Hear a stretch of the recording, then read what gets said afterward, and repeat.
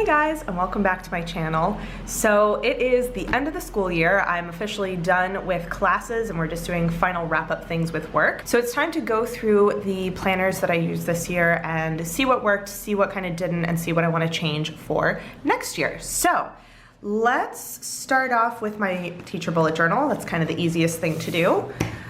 All right, so you guys have seen inside of here several times at this point because I tried to do sort of a trimesterly update.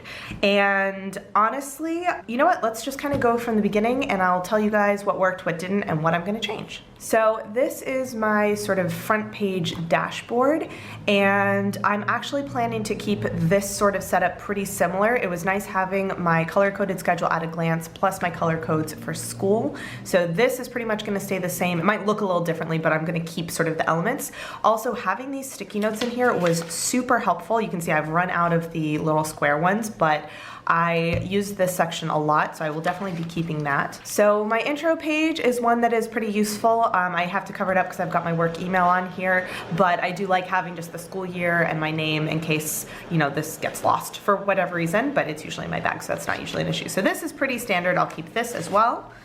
I've got the hours for the school library. This actually was not at all useful for me this year, so I will probably not transfer this, but I did really like having this sort of calendar at a glance. I didn't use it a ton, but it was nice to have if I needed it, and it was nice to specifically have the months that I was going to have in this bullet journal. So I will be doing this one again. One of the first things I'm going to change is actually this page, which we're gonna flip right through. So that is my passwords, and it's really annoying. This is the second year in a row that I have kind of sandwiched them in pencil between two pages of my bullet journal. And what I'm going to do for this coming year is I'm going to actually type them up because they don't really change, and then I can just take the paper out and put it in, you know, each consecutive teacher bullet journal. So that will definitely change. I do like having them. I just don't like having to rewrite them every year because that's just a waste of my time. This was utterly useless. I actually did not need this in the slightest. It was just by class when I have classes. I honestly find it just as easy to look at my schedule, so that's fine.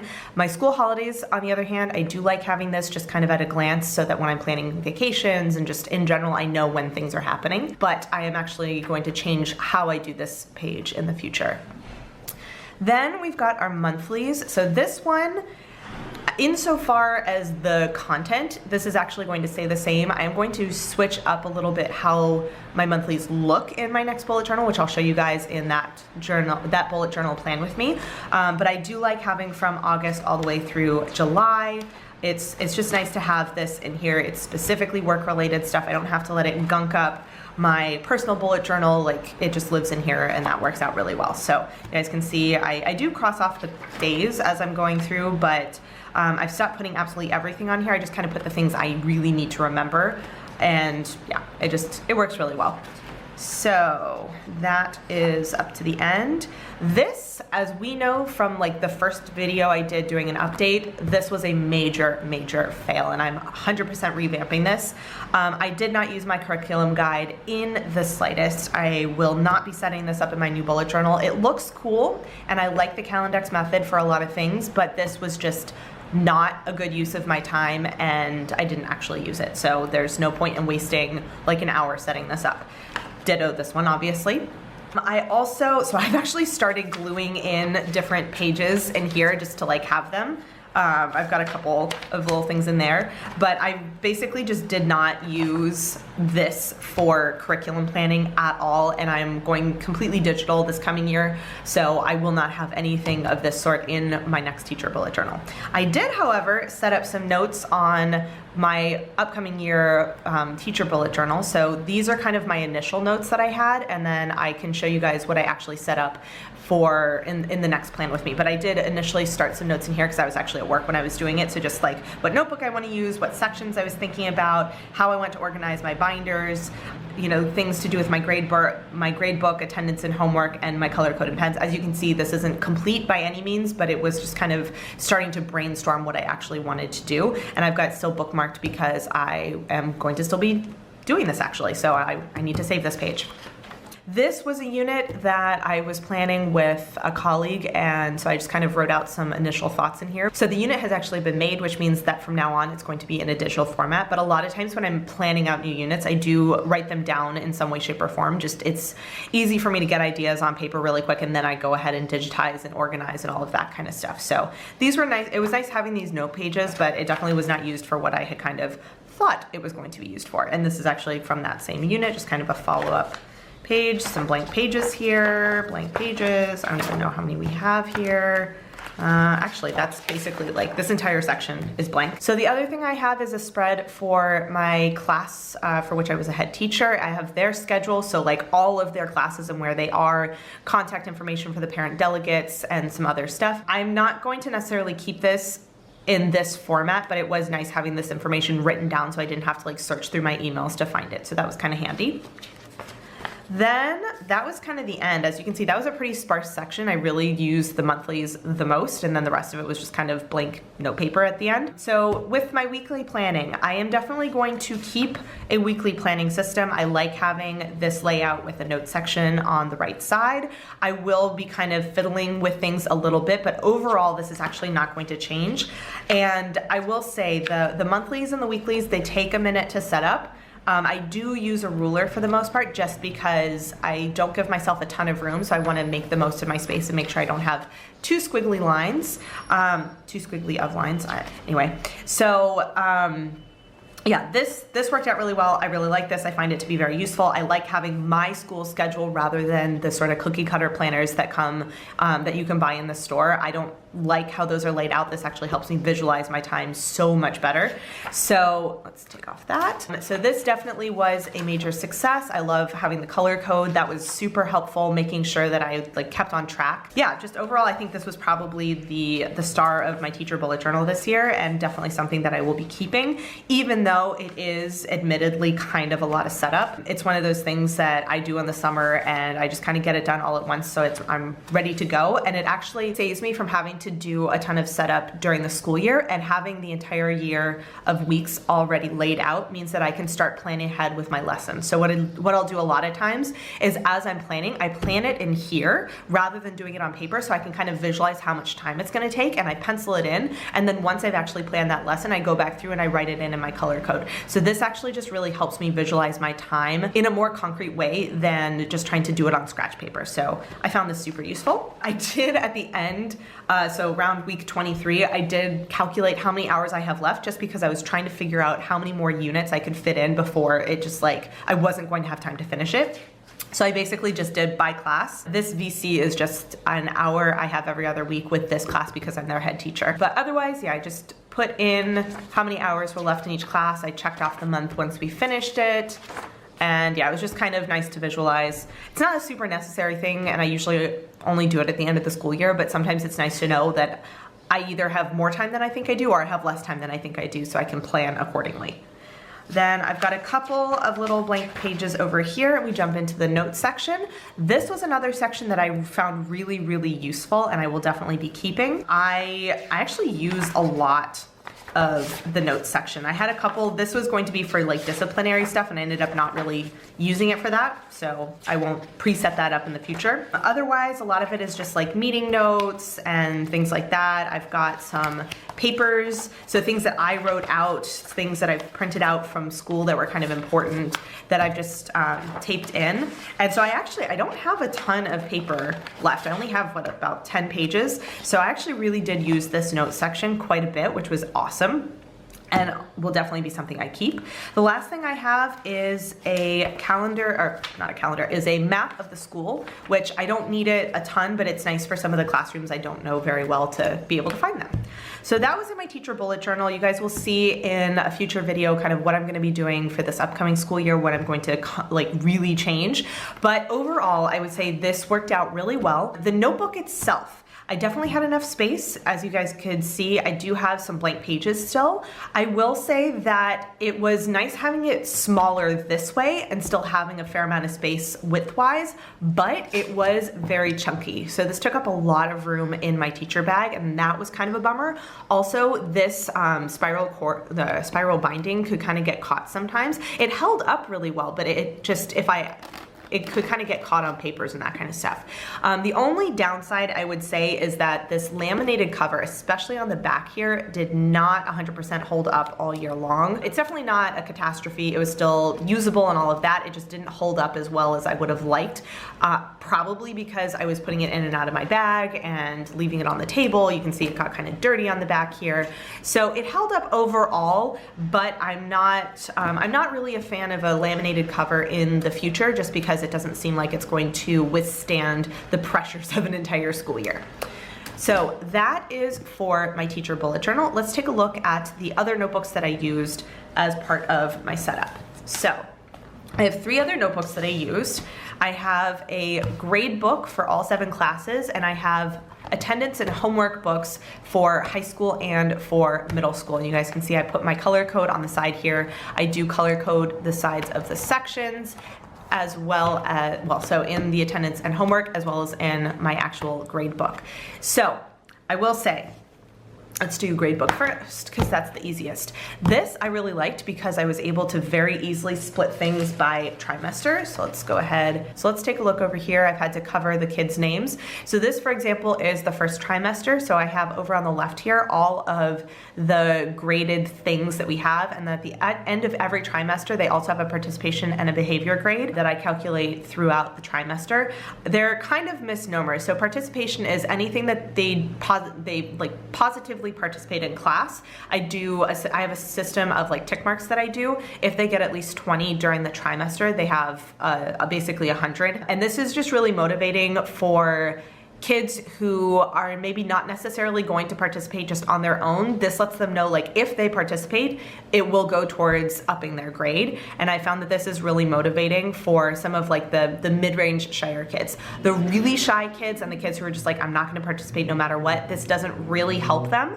But it's also only a half coefficient, which for us means it basically doesn't do much to their grade. It's just something that's on their report card that shows them, hey, I did a really good job participating, or hey, not so much. This also helps me when I'm doing comments. I can see very concretely how much the kid participated, and anyway, so it's really helpful. The behavior is not specifically behavior, it's how responsible are they in class. So did they bring their stuff? If they've forgotten their notebooks, then they would lose a point for that. If they didn't do their homework, they would lose a point for that. If there are kids who like really cannot control their chatting, like inappropriate chatting, then they will lose some points for that. But you have to basically be a terror in order to not get like a passing grade, at least in some way, shape, or form. It's not to penalize the kids, it's really just to show them like, hey, you didn't do so hot this trimester, you need to like work on this. It gives them sort of a concrete number to say, okay, you got 15 out of 20, which means, okay, maybe you need to work on remembering your homework more, or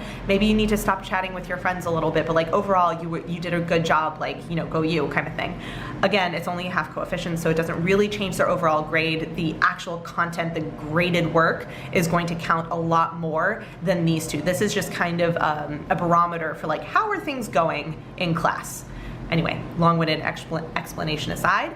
The other side over here is where I put in bonus points is what I meant to say. So I try with my classes to do at least one bonus thing every trimester. I usually do a little bit more in middle school because a lot of times we'll do spelling tests. I just like, it helps them learn the vocabulary, and it's also a really cultural thing. We do spelling tests in the US to learn English, to learn how to spell words in English, and so it's one of those things that I can share with my students that also helps them learn their vocabulary because they have to study it.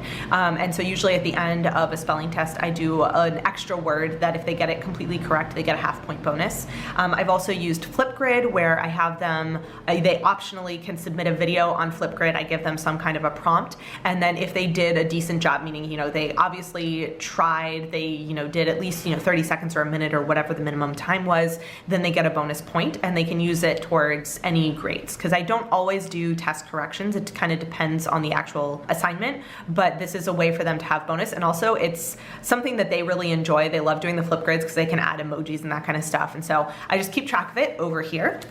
So you guys can see, for example, with this class, so this first one was a flip grid. This was for 2 different spelling tests we had. And I also have a code down here. So I have the label for what the assignment was, and then down here I say how many points was it out of, what was the coefficient, and was it actually put in the digital gradebook. So this way I know exactly where I am. I don't forget to put stuff in. It's all good. I also do, let's see, it's not over here. Over here, I actually started doing where if they apply bonus points, I just write at the top left corner if they, like, if it was a point, a half point, or whatever, and then I fix the grade so that I know what they use bonus points for, because otherwise I would have no idea if that was like their real grade or if they added a half point or a point of bonus. See, third trimester, they actually didn't have any bonus points, so it's just kind of it's something I don't do all the time. It's kind of an extra sort of thing, and if they have it, they can use it. If they don't, then they can't, kind of thing. So this worked out really well. I will say the only kind of downside was actually in the middle. This page just came out. The staple just didn't hold up. So I'm not really sure how to fix that for next year, but otherwise this worked out really, really well. I had plenty of space. I definitely had extra space, but it was nice to know that I had plenty of space to lay it out and that I could lay it out by trimester, which I found really helpful. So the next thing is attendance and homework. So once again, we're gonna take a look at the same class just to give you guys an idea. So this is what it looks like in here, and I have the names on both sides just so it's easier to deal with. So this is my attendance section. I do actually label it as attendance. I have the date up at the top, and then I just have a little code. So for example, A means they were absent, N means they forgot their notebook. This helps me when I'm doing the behavior grade. If nobody was absent, I have a little 0 down here so I can very quickly see which days everyone was there for. This also helps knowing for grades and like makeups and that kind of stuff. Like, you know, if they weren't there for when I assigned the homework, then they obviously can't have it counted as not having it because they weren't there to actually get it. So this is just useful for me. We do have online attendance, but I am kind of old school and I just like having it written down. I don't know. It's just one of those habits that I have that I like doing it. I don't know why. It's just a thing I do. So let's see, any others? So we had a school trip here, so I wrote how many kids were gone for the school trip. Let's see, any other codes I have in here? Usually it's only notebooks that I mark in here, or sometimes I'll do an L if they're late, but with this class that didn't happen too often. Then the next thing I actually have an extra page for attendance. I do kind of roughly count out how many classes I should have. So for example, I know that in 5e, I have them 3 hours a week, and when I'm the head class, I have them an extra hour every other week. So that lets me say, you know, in 30 weeks, I'm gonna have them 3 times 15 times and 4 times 15 times, and then I can count out how many pages I need, kind of thing. So obviously here I kind of overshot. We had some days where, you know, we had some holidays and there were some times when they were gone. So it ended up being a little bit shorter, but at least I had plenty of room. I didn't run out of room, which is good. Then I also have a homework section. So if they have their homework, it's an X.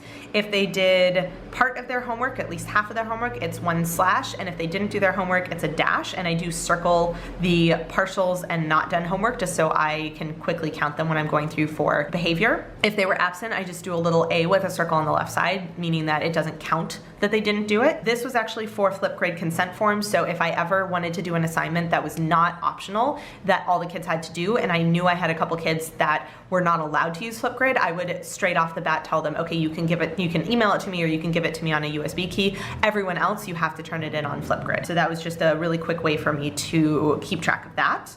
And again, you'll see that I had an extra page over here. I do give some homework, but because I don't like giving homework if I'm not going to check that they've done it, because otherwise there's no motivation for the kids to actually do it. So I don't give homework necessarily every single class. They need to like revise and do that kind of stuff, but things that I'm physically going to check, I don't give every single class. And so with some classes, for example, I had one of my 10th grade class, they had a ton more homework that I checked on them than I did for other classes. So I really will only note down homework when it's something that I'm going to physically check. And because I do check it every time, it takes a while to go through the entire class to do that. So I don't do it all the time. So this, honestly, one full page here was probably sufficient. I just wasn't sure exactly how I wasn't sure exactly what I was going to do in terms of homework. I didn't check it this way last year, so this was kind of an experiment. So that was the same setup for all of my other classes. I do have little tabs here for the homework, just so I could quickly flip to the homework section. Otherwise, it was just the attendance. I do have their color code on the side here, so I could quickly flip to the different classes. And yeah, this worked out really well. I love this size I love this size of a notebook for doing things like homework and attendance because it's really easy for me to just pull out and deal with, whereas the bigger size here works really well for grades because I have enough room to write in. If they, did a bonus, I can add it in the top left corner, and I tend to only do, I tend to only fill this in when I'm at home, so I like having more space to write, whereas this is one that I deal with every day when I'm in class, and so I like having the little tiny size.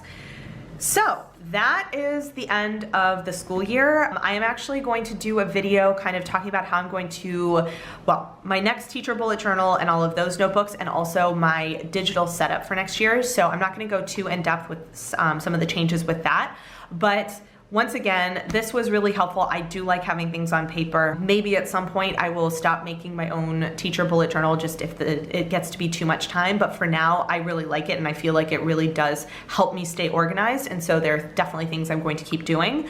So these are ready to get archived so that I can start on next year.